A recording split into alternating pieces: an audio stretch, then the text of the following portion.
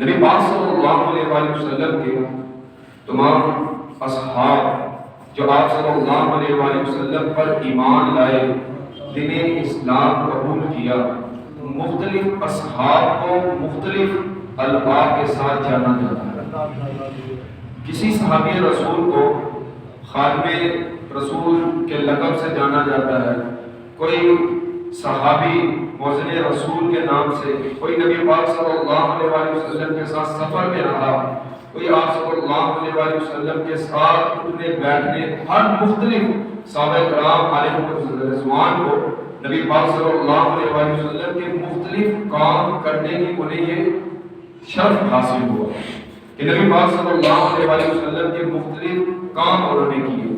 تو انہی میں سے اصحاب رسول میں سے ایک کاتب وحی یعنی قرآن مجید، فرقان حمید کو جو لکھنے کا کام ہے، جو یہ سپرد ہوا ان کاتبان وحی کے اندر حضرت امیر معاویہ رضی اللہ تعالی عنہ کا بھی نام ہے۔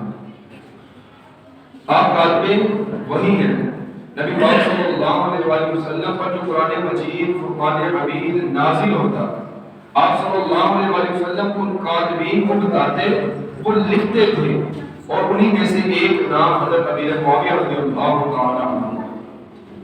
یہ کاتبان وحی کا ہمارے اوپر احسان ہے۔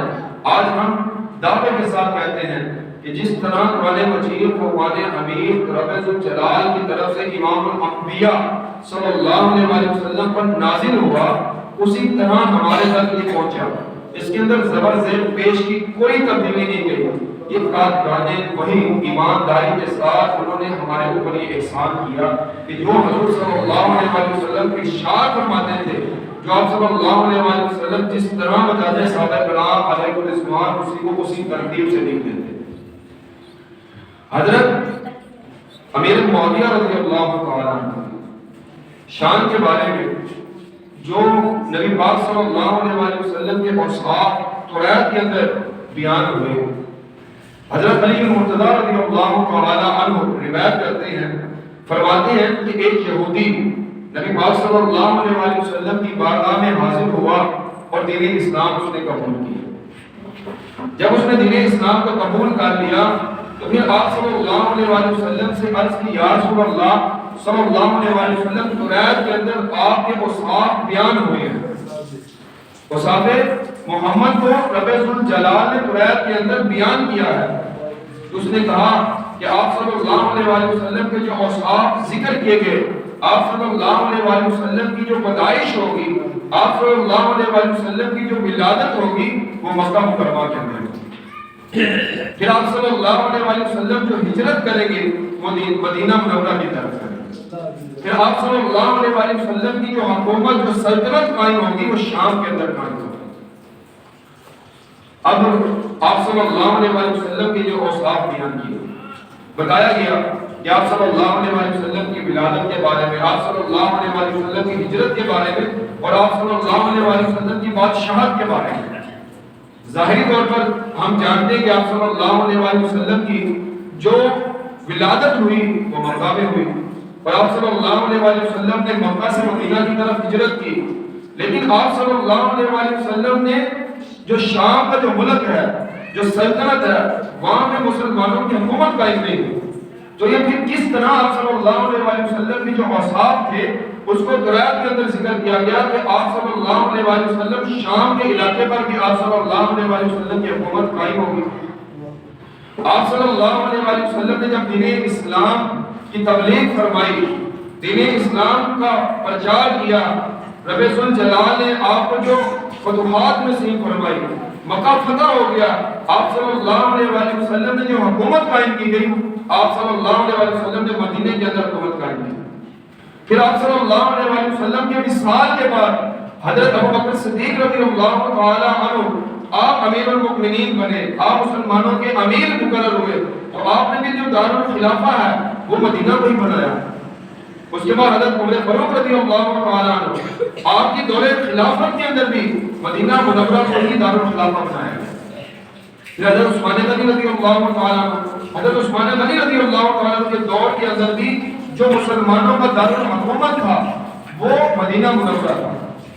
اس کے بعد جو چوتھے خلیفہ حضرت امیر المؤمنین حضرت علی المرتضیٰ رضی اللہ تعالیٰ عنہ جب آپ امیر مقرر ہوئے، آپ مسلمانوں کے حکمران جب بنے، حاکم بنے، تو اس وقت آپ نے جو اسلامی ریاست ہے، اس کا جو دارالخلافہ ہے، اس کو مدینہ نہیں مقرر کیا بلکہ کوفہ مقرر کیا۔ نبی پاک صلی اللہ علیہ وسلم سے لے کر حضرت علی المرتضیٰ رضی اللہ تعالیٰ عنہ، یہ جو دور ہے، اس دور کے اندر شام کا جو علاقہ، اس کے اندر اسلامی ریاست قائم ہی نہیں ہوئی، کافروں کا علاقہ تھا۔ اور جب حضرت علی المرتضیٰ رضی اللہ تعالیٰ عنہ کا وصال ہو گیا، اس وصال کے بعد حضرت امام حسن رضی اللہ تعالیٰ عنہ جب آپ امیر المؤمنین بنے، 6 ماہ کی جو آپ نے خلافت آپ کو ملی، تو پھر بھی وہ جو دارالخلافہ تھا وہ کوفہ ہی تھا۔ اس کے بعد جو بادشاہت قائم ہوئی، جو ملوکیت قائم ہوئی، وہ حضرت امیر معاویہ رضی اللہ تعالیٰ عنہ کے دور خلافت میں قائم ہوئی۔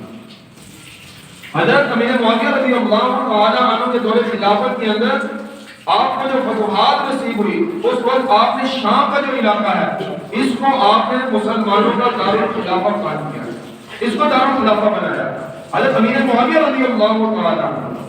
اور جو کمالات ہیں، جو صحابہ کرام علیہ الرضوان سے جو کمالات صادر ہوئے، دراصل یہ نبی پاک صلی اللہ علیہ وسلم کے اوصاف ہیں، آپ صلی اللہ علیہ وسلم کی یہ نعت ہے، آپ صلی اللہ علیہ وسلم کے اوصاف ہیں، جو صحابہ کرام علیہ الرضوان کی جو کمالات ہیں۔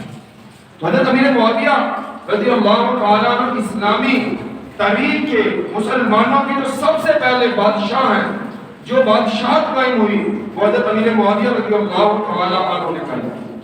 آپ سب سے پہلے مسلمانوں کے بادشاہ ہیں، اور مسلمانوں کے سب سے پہلے جو امیر ہیں، جو امیر المؤمنین ہیں، وہ حضرت ابوبکر صدیق رضی اللہ تعالیٰ عنہ ہیں۔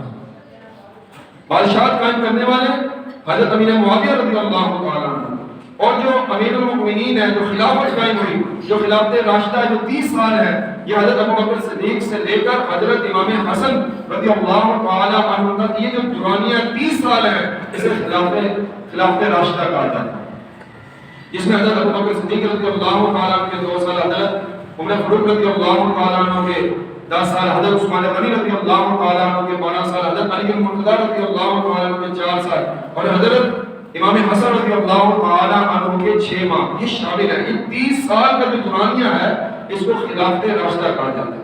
اور اس کے بعد حضرت امیر معاویہ رضی اللہ تعالیٰ عنہ، آپ نے 20 سال حکومت قائم کی، اور 20 سال کی جو حکومت ہے، اسے بادشاہت کہا جاتا ہے۔ یہ پہلے مسلمانوں کے بادشاہ ہیں۔ حضرت امیر معاویہ رضی اللہ تعالیٰ عنہ کے دور کے اندر رب ذوالجلال نے آپ کو کئی فتوحات سے نصیب فرمایا۔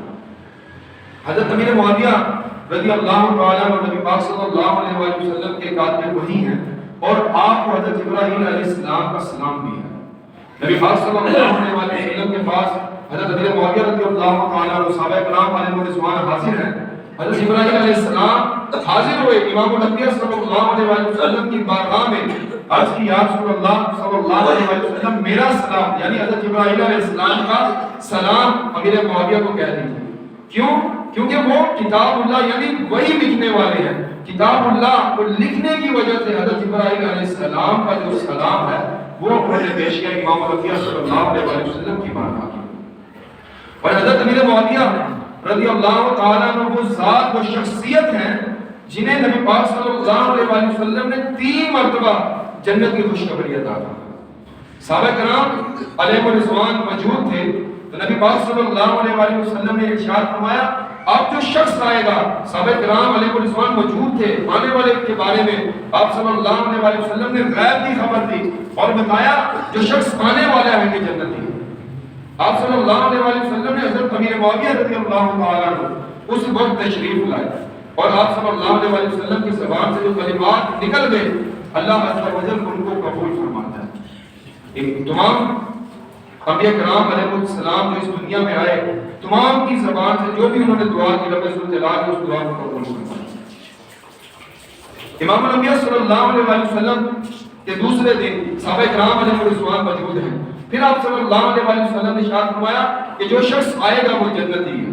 پھر حضرت امیر معاویہ رضی اللہ تعالیٰ عنہ تشریف لائے۔ تیسرا دن بھی یہی ہوا کہ نبی کریم صلی اللہ علیہ وسلم کی بارگاہ کے اندر صحابہ کرام علیہ الرضوان حاضر ہیں، آپ صلی اللہ علیہ وسلم نے ارشاد فرمایا جو شخص آئے گا وہ جنتی ہے، اور وہ آنے والی ذات حضرت امیر معاویہ رضی اللہ تعالیٰ عنہ کے ساتھ 3 مرتبہ نبی پاک صلی اللہ علیہ وسلم خود اپنی زبان سے حضرت امیر معاویہ رضی اللہ تعالیٰ عنہ کو جنت کی خوشخبری عطا فرمایا۔ حضرت علی المرتضیٰ رضی اللہ تعالیٰ عنہ نبی پاک صلی اللہ علیہ وسلم کے جو داماد رسول بھی ہیں اور مسلمانوں کے امیر المؤمنین بھی ہیں۔ حضرت علی المرتضیٰ رضی اللہ تعالیٰ عنہ سے بھی بڑھ کر محبت کرنے والے حضرت امیر معاویہ رضی اللہ تعالیٰ عنہ کی ذات۔ نبی پاک صلی اللہ علیہ وسلم کی بارگاہ کے اندر صحابہ کرام علیہ الرضوان موجود ہیں، حضرت ابوبکر صدیق، حضرت عمر فاروق، حضرت عثمان غنی موجود ہیں، اور پھر حضرت امیر معاویہ رضی اللہ تعالیٰ عنہ بھی بیٹھے ہیں۔ نبی پاک صلی اللہ علیہ وسلم کے پیارے صحابی حضرت علی المرتضیٰ رضی اللہ تعالیٰ عنہ تشریف لائے۔ نبی پاک صلی اللہ علیہ وسلم نے حضرت امیر معاویہ سے پوچھا، اے معاویہ کیا تم علی سے محبت کرتے ہو؟ تو حضرت امیر معاویہ رضی اللہ تعالیٰ عنہ نے فرمایا اس ذات کی قسم جس کے قبضہ قدرت میں میری جان ہے، میں حضرت علی المرتضیٰ رضی اللہ تعالیٰ عنہ سے محبت کرتا ہوں، اللہ کی رضا کے لیے ان سے محبت کرتا ہوں۔ پھر نبی پاک صلی اللہ علیہ وسلم نے ارشاد فرمایا ایک دور آئے گا، وقت آئے گا کہ تمہارے اور علی کے درمیان رنجش ہوگی۔ نبی پاک صلی اللہ علیہ وسلم کے پیارے صحابی حضرت امیر معاویہ رضی اللہ تعالیٰ عنہ نے پوچھا یا رسول اللہ صلی اللہ علیہ وسلم اس کے بعد کیا ہوگا؟ نبی پاک صلی اللہ علیہ وسلم نے ارشاد فرمایا یعنی جب تمہارے درمیان اختلافات ہو جائیں گے تو آپ صلی اللہ علیہ وسلم نے ارشاد فرمایا اس کے بعد تم معافی طلب کرو گے، اللہ عز و جل کی رضا کا حصول ہوگا اور اللہ عز و جل تمہیں جنت عطا فرما دے گا۔ حضرت علی المرتضیٰ رضی اللہ تعالیٰ عنہ، حضرت امیر معاویہ رضی اللہ تعالیٰ عنہ دونوں کے اختلاف ہو گئے۔ آپ صلی اللہ علیہ وسلم تمام معاملات سے باخبر ہیں، آپ جانتے ہیں کہ ان کے درمیان اختلافات ہوں گے، پھر معافی ہوگی، پھر رضائے حصول اللہ کی رضا کا حصول ہوگا، پھر اللہ عز و جل انہیں جنت عطا فرما دے گا۔ اور حضرت امیر معاویہ رضی اللہ تعالیٰ عنہ حضرت ابو سفیان رضی اللہ تعالیٰ عنہ کے بیٹے ہیں، سب ساتھ ہیں۔ صلح حدیبیہ کے 6 ہجری میں حضرت امیر معاویہ رضی اللہ تعالیٰ عنہ نے دین اسلام کو قبول کیا۔ فتح مکہ ہوا۔ ابو سفیان وہ شخصیت ہے جنہیں نبی پاک صلی اللہ علیہ وسلم نے یہ شرف عطا کیا، یہ فضیلت دی کہ جو بھی آج یعنی فتح مکہ کے دن ابو سفیان کے گھر میں داخل ہو جائے گا اس کے لیے امان ہے، اس کے لیے سلامتی ہے۔ ان کے بیٹے ہیں حضرت امیر معاویہ رضی اللہ عنہ، اور نبی پاک صلی اللہ علیہ وسلم کی نکاح میں ان کی سگی بہن ہماری اماں جان حضرت ام المؤمنین حضرت ام حبیبہ رضی اللہ تعالی عنہا نبی پاک صلی اللہ علیہ وسلم کی نکاح میں اسی وجہ سے، اسی رشتے کی وجہ سے جو علماء ہیں انہوں نے نبی پاک صلی اللہ علیہ وسلم کے پیارے صحابی حضرت امیر معاویہ رضی اللہ تعالی عنہ کو مسلمانوں کا ماموں جان قرار دیا۔ اس نسبت کی وجہ سے نبی ہم صحابہ کرام علیہ الرضوان کے جو کمالات ہیں، جو فضائل ہیں، اہل بیت کے جو کمالات ہیں، جو فضائل بیان کرتے ہیں، جو ان کو مقام و مرتبہ ملا نبی پاک صلی اللہ علیہ وسلم کی نسبت سے ملا۔ ایک دن حضرت ام حبیبہ رضی اللہ تعالی عنہا نبی پاک صلی اللہ علیہ وسلم کے پیارے صحابی حضرت امیر معاویہ رضی اللہ تعالی عنہ موجود تھے ان کے گھر میں، تو ان کے سر میں کنگھی کر رہی تھی۔ نبی پاک صلی اللہ علیہ وسلم نے اپنی زوجہ حضرت ام حبیبہ رضی اللہ تعالی عنہ سے پوچھا کہ تم امیر معاویہ سے محبت کرتی ہو؟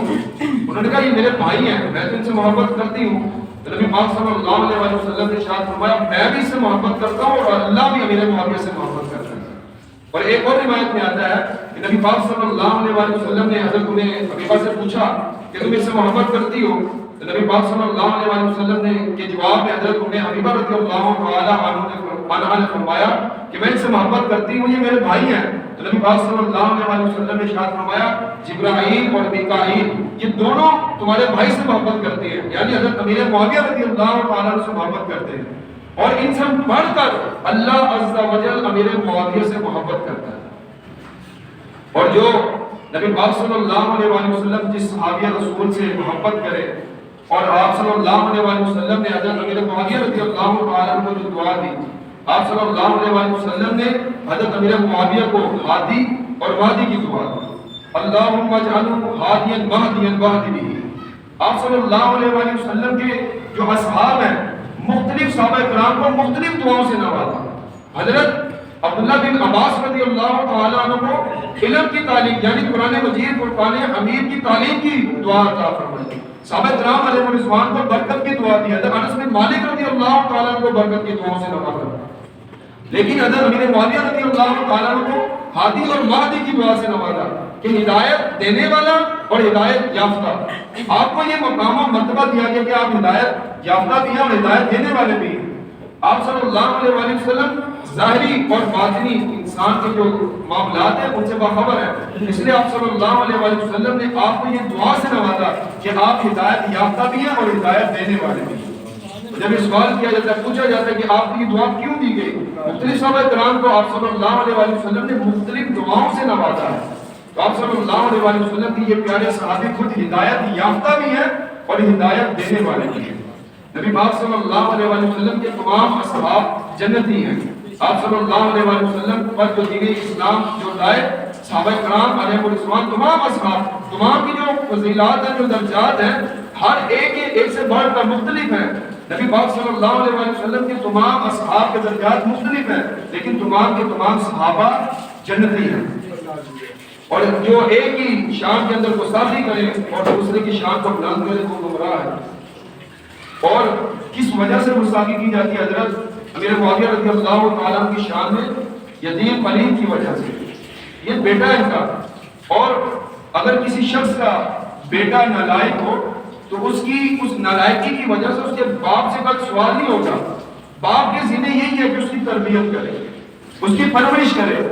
جیسے حضرت آدم علیہ السلام, آپ کا جو بیٹا ہے اس کے ہاتھوں سے قتل ہوا تو معاذ اللہ حضرت آدم علیہ السلام کو تو قاتل نہیں کہا جا سکتا. اور کوئی اگر کوئی ایسا نظریہ رکھتا ہے, ایسا کوئی عقیدہ رکھتا ہے تو وہ کافر ہے. انبیاء کرام علیہ السلام کے بارے میں ایسا اگر کوئی عقیدہ رکھتا ہے, حضرت نوح علیہ السلام جب طوفان آیا تو اس کے اندر آپ کا بیٹا غرق ہو گیا. اس نے حضرت نوح علیہ السلام پر دین کی تعلیم اس نے قبول نہیں کی, اسلام نہیں لایا. آپ کی جو بیوی تھی, اس وجہ جو انسان کی جو اولاد ہے کل بروز قیامت جو اس کے اعمال اس کے بارے میں نہیں پوچھا جائے گا. اس کو تو جو یزید پلید کی جو سزا ملنی وہ تو ملنی ہے. اور جو لوگ حضرت امیر معاویہ رضی اللہ تعالیٰ کی شان کے اندر گستاخی کرتے ہیں, اب یزید پلید کا جو بیٹا تھا حضرت معاویہ بن یزید, اس کی شان کو بلند کرتے ہیں, اس کے بارے میں لکھتے ہیں. اب 40 دن جب یہ یزید پلید مرا, اس کے بعد اس کا جو بیٹا تھا معاویہ ان کا نام ہے, 40 دن حکمرانی ملی, لوگوں نے بٹھا دیا سلطنت پر. اس نے کہا کہ نہ تو میں اس لائق ہوں کہ سلطنت کو سنبھالوں, اور نہ ہی میرا باپ یہ لائق تھا کہ سلطنت کو وہ سنبھال سکتا. تم اپنے لیے کسی دوسرے کو منتخب کر لو, اپنا کوئی اور حاکم بنا لو, اس کے بارے میں تو لکھا جاتا ہے. لیکن حضرت امیر معاویہ رضی اللہ تعالیٰ عنہ کی شان کے اندر گستاخی کرتے ہیں. ایسا کوئی بھی شخص جو کسی بھی صحابی رسول کے بارے میں گستاخی کرے, اہل بیت کے بارے میں گستاخی کرے, دونوں گمراہ ہیں. اہل بیت اور صحابہ کرام علیہ الرضوان تو آپس میں پیار محبت شفقت سے رہنے والے تھے. حضرت امیر معاویہ رضی اللہ تعالیٰ عنہ, ان کے بارے میں امام حسن رضی اللہ تعالیٰ عنہ, نبی پاک صلی اللہ علیہ وسلم ممبر رسول پر جلوہ فرما گئے.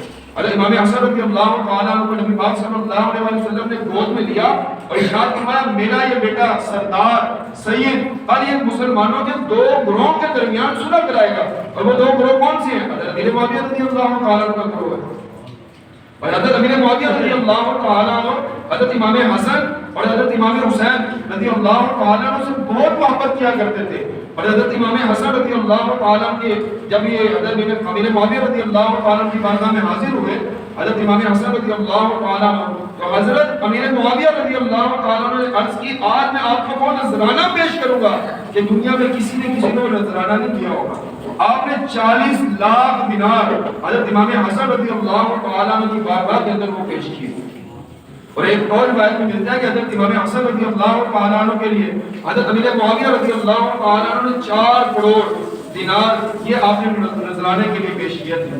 یہ تو صحابہ کرام علیہ الرضوان کی آپس میں اس طرح محبت تھی, وہ آپس میں پیار محبت اور شفقت کے ساتھ رہنے والے تھے. لیکن آج ہمارے لوگ ہمیں گمراہ کر رہے ہیں, اور ہمارے جو بچے ہیں ان کی باتوں کے اندر آ کر اپنا خود بھی دین اسلام سے دور ہو رہے ہیں, اور اپنا گھر والوں کو بھی گمراہ کر دیا۔ تو اللہ عز و جل سے دعا ہے کہ ہمیں صحابہ کرام علیہ الرضوان کی سیرت کا مطالعہ کرنے اور اس پر عمل کرنے کی توفیق عطا فرمائے۔ پھر دیکھیں گے صحابہ کرام علیہ الرضوان نے کتنی مشکلات کو برداشت کیا، آج ہمارے تک یہ دین اسلام پہنچا ہے تو کتنی صحابہ کرام علیہ الرضوان نے مشکلات کو برداشت کیا تھا اور آج آسانی کے ساتھ ہمیں دین میسر ہے۔ تو رب ذوالجلال سے دعا ہے جو غلطی کوتاہی ہوگی نبی پاک صلی اللہ علیہ وسلم کے صدقہ جلیلہ سے معاف فرمائے اور ہم سب کو صحابہ کرام اور اہل بیت کی سیرت کا مطالعہ کرنے کی توفیق عطا فرمائے۔ اللہ عز و جل سے دعا ہے ہمیں یہ آگے بھی مقام پہنچانے کی توفیق عطا فرمائے۔